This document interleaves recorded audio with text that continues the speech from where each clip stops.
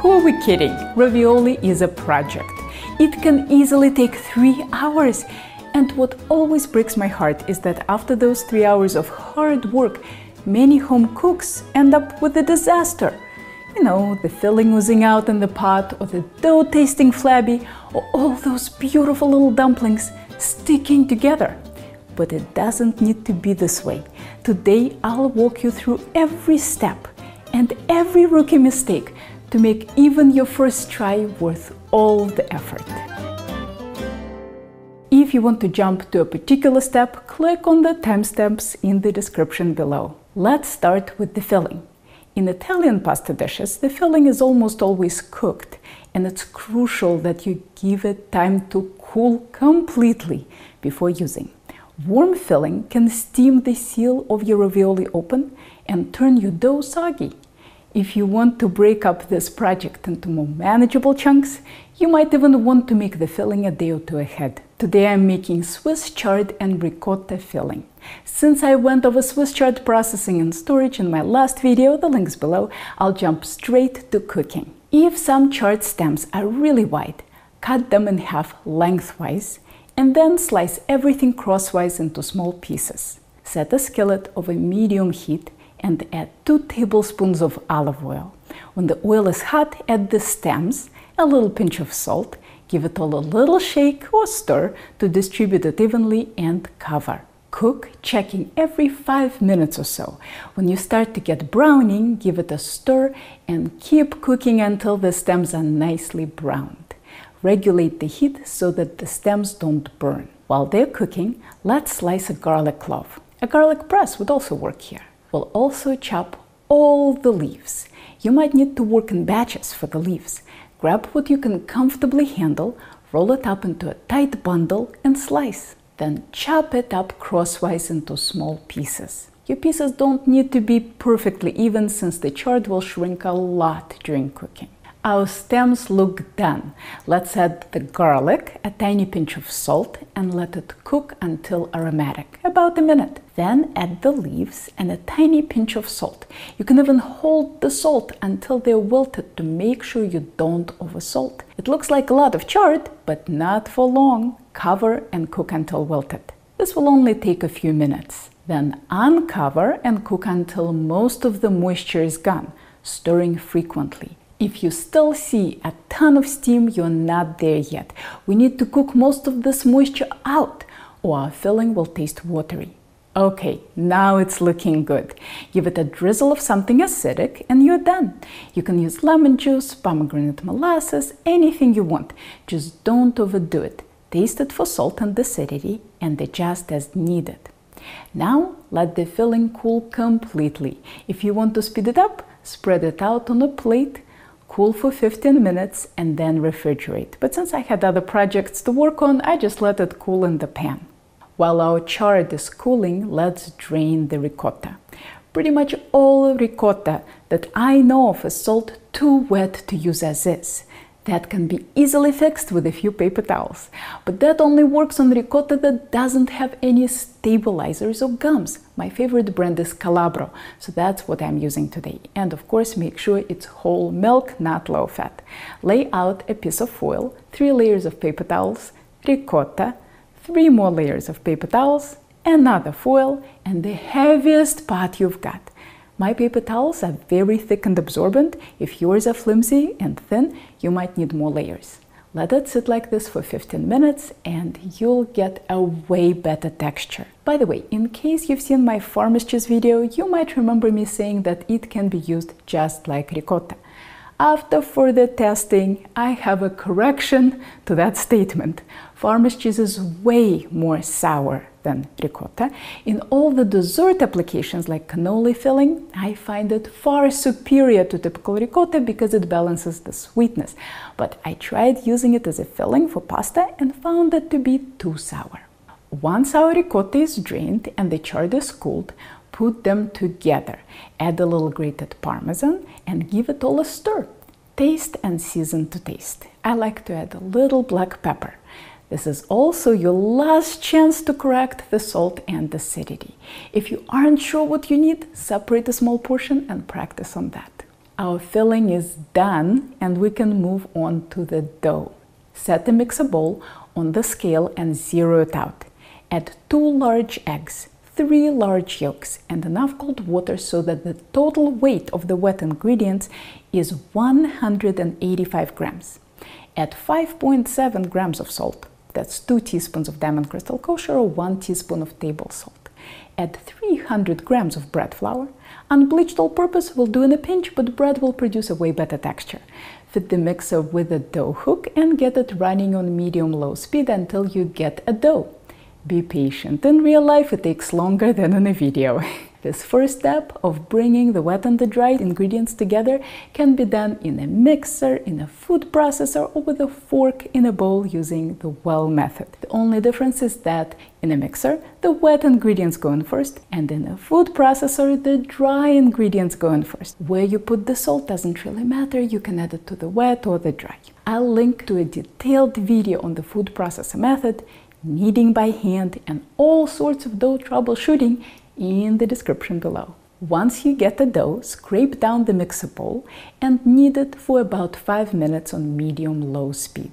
Just keep in mind that not all mixers can handle pasta dough because it's very stiff. My KitchenAid Pro does very well with it because it has a spiral hook, but my KitchenAid Classic just whacks it around because it has a C-hook. If that's your situation, you'll have to get the dough out of the mixer and knead it by hand for about 8 minutes. After your dough comes together, give it 1 minute of kneading and then touch it. It should not be sticky at all. If it's sticking to your fingers, add flour 1 tablespoon at a time until you get the right texture. If during kneading your dough splits into 2 balls and 1 ball is not getting any action, stop the mixer and glue them back together. Once your 5 minutes are up, get the dough out of the mixer and knead it by hand just until you get a smooth round ball. See how the underside is perfectly smooth and not sticky, and there's no hint of sticking to either my hands or the counter. But it's normal for the other side to have all the bumps and folds that aren't sticking together. Sprinkle your dough with flour, wrap it up very tightly in plastic and let it rest at least 30 minutes and up to 5 hours at room temperature. Let's flour the dough on both sides and cut it into 4 pieces. Each piece will produce a ribbon. Leave 1 to roll out and wrap the other 3 very well in plastic so that they don't dry up. Pasta rolling has 2 stages, the folding stage and the thinning stage. During the folding stage, we set the machine on the widest setting. For me, that's setting 1. Flour your dough, thin it out with a rolling pin and feed it through the machine. Then fold it into thirds. Re-roll with the pin and feed it through again. This is called a letter turn. How many letter turns you do is up to you. Some people do as many as 8. I find that 3 to 4 is enough. There are several reasons we do this laminating step. It gets rid of air bubbles in the dough. It makes the final texture more toothsome. And finally, it allows us to control the width of the pasta ribbon, which is kind of important here since we need our pasta ribbon to be wide enough to cover the ravioli tray. The first few times you do the letter turn, you don't need to worry about the width. See, mine is skinny too. Now I am on my last letter turn and the width starts to matter. The key to a wider dough package is to start with a longer ribbon, and the way we do that is by making it thinner. Set your machine to the next setting, for me that's setting 2, and put your ribbon through. If you want it even longer, put it through the second setting 1 more time. And look what we've done. We ended up with a ribbon that is long enough to give us a wider package after the letter turn.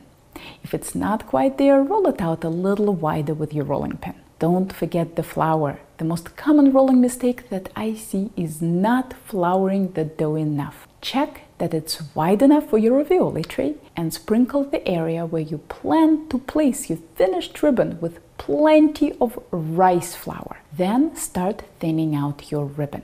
Bring your machine back to the first or widest setting and put your ribbon through. Then go through settings 2, 3, 4, 5, and 6. If at any stage you encounter even a hint of stickiness, reflour your dough. I like my dough to be very thin, so I put it through the 6th setting twice, but that's optional. As soon as you roll out the ribbon, you need to fill it. This is mistake number 1 of rookie ravioli makers. They roll out all the pasta sheets, and by the time they go to fill them, they are too dry to form a good seal, so don't let that happen to you. The second biggest rookie mistake is being sloppy with the stickiness control. The basic principle of any filled pasta is that you want one side of your dough, the one that touches the counter, to be completely not sticky. Otherwise, your ravioli will stick to the counter and the ravioli tray. And we need the other side of the dough, that's the top, to be as sticky as possible so that you can seal your ravioli. The way we control that is by using the flours that don't absorb into the dough as easily as the bread or all-purpose flour. Here are different flours and how much they'll reduce sticking. All-purpose and bread will work so-so. Semola or semolina will work better. Rice flour will work great, and a mixture of rice flour and cornstarch will work even better. I don't usually bother with adding cornstarch, but if you're in a very humid environment and having trouble with your pasta sticking, it will help. But keep in mind that it's a two-edged sword. If you put any of these sticking reducing flours on top of your dough, it won't seal. So be careful. Flour underneath, no flour on top. Sprinkle your ravioli tray with the rice flour and slide it under one end of your dough. Gently press the dimple tray in to create pockets. Add the filling to each pocket. I like to use 2 little spoons to keep things neat. Getting the filling between the pockets will compromise the seal.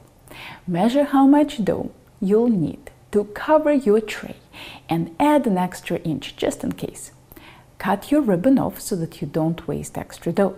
Dunk your finger in water and run it along all the edges. Be careful that you don't use too much water. You want the dough to become barely damp but not dripping wet. Drape the dough over the tray. Run the rolling pin on top until you see the metal ridges coming through. This might require tilting the pin to one side and then to the other to help cut the dough. Remove the trim. Give the center rib a good roll, flip over your tray, and very gently push the ravioli out.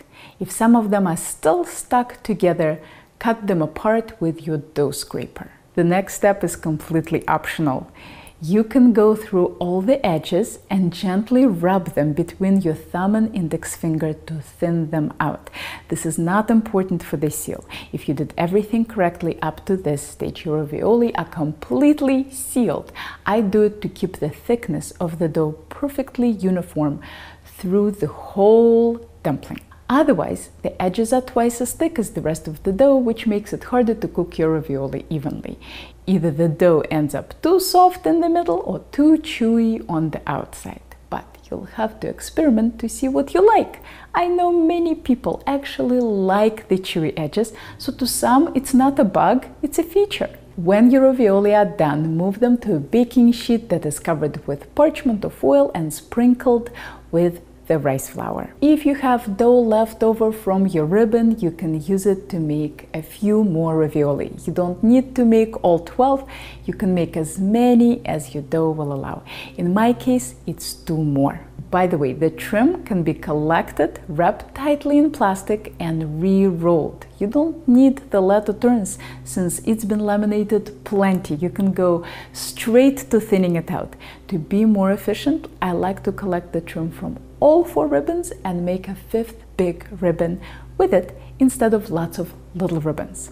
The texture of this ribbon will be a bit firmer, so you might want to cook it separately from most of your ravioli since it might take an extra minute to cook.